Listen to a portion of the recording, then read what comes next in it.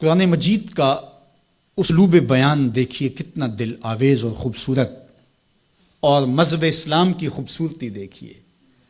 غریبوں کو، یتیموں کو، لاچاروں کو، اپاہج اور کمزوروں کو، بیوگان اور اراملہ اور مساکین کو مدد کرنا، ان کی اعانت کرنا، ان کو کھانا دینا، یہ تو سارے لوگ کہتے ہیں، لیکن قرآن نے کتنی خوبصورتی کے ساتھ ہمیں بتایا کہ مسئلہ کھانے کا نہیں ہے، مسئلہ ان کو عزت دینے کا ہے۔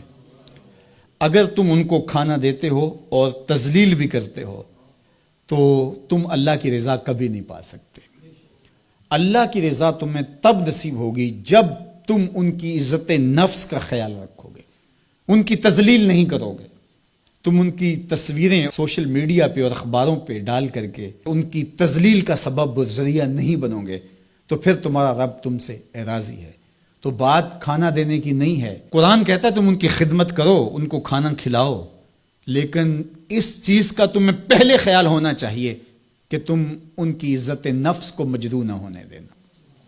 وَرَجُلٌ تَصَدَّقَ بِصَدَقَةٍ فَأَخْفَاهَا حَتَّى لَا تَعْلَمَ شِمَالُهُ مَا تُنْفِقُ يَمِينُهُ۔ میرے حضور نے فرمایا جس شخص نے صدقہ کیا اور اتنے مخفی انداز میں کیا کہ جو دائیں ہاتھ نے خرچ کیا بائیں ہاتھ کو اس کا پتہ ہی نہ چلا، قیامت کے دن جب کوئی سایہ نہیں ہوگا اللہ ایسے شخص کو اپنے عرش کا ٹھنڈا سایہ نصیب فرمائے گا۔ کتنی بڑی بات ہے۔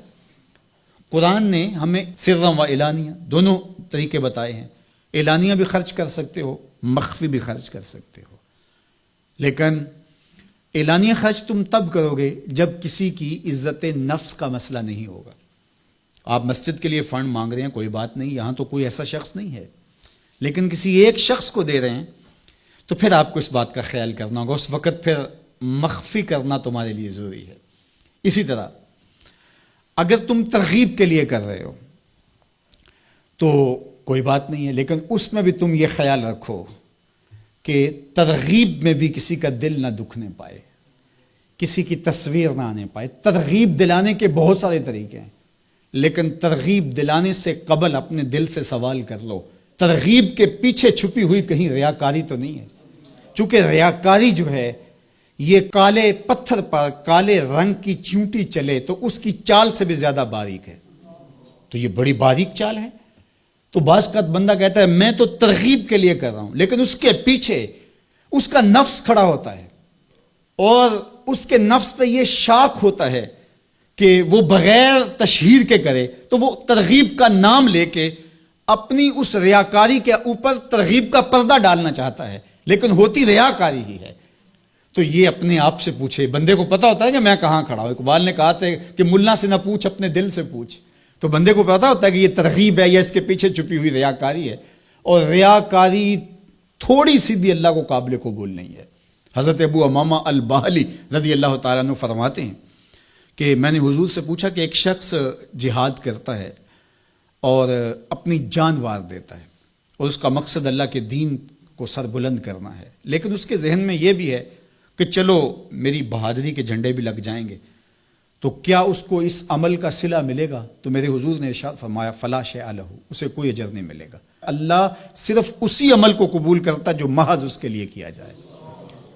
تیرے عمل میں اخلاص ہو تو اس کا اجر کچھ اور ہے، حور و خیام سے گزر بادہ و جام سے گزر۔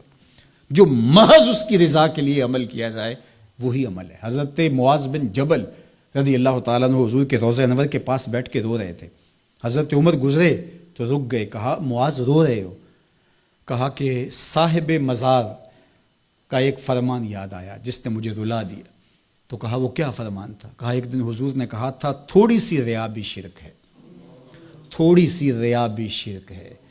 تو ضرور رکیے، آپ ترغیب کا نام لے رہے ہیں کہ میں ترغیب دینے کے لیے کر رہا ہوں، لیکن ذرا ایک لمحے کے لیے رک کے اپنے آپ سے سوال کر لیجئے ترغیب کے پردوں کے پیچھے چھپی ہوئی کہیں ریا تو نہیں ہے؟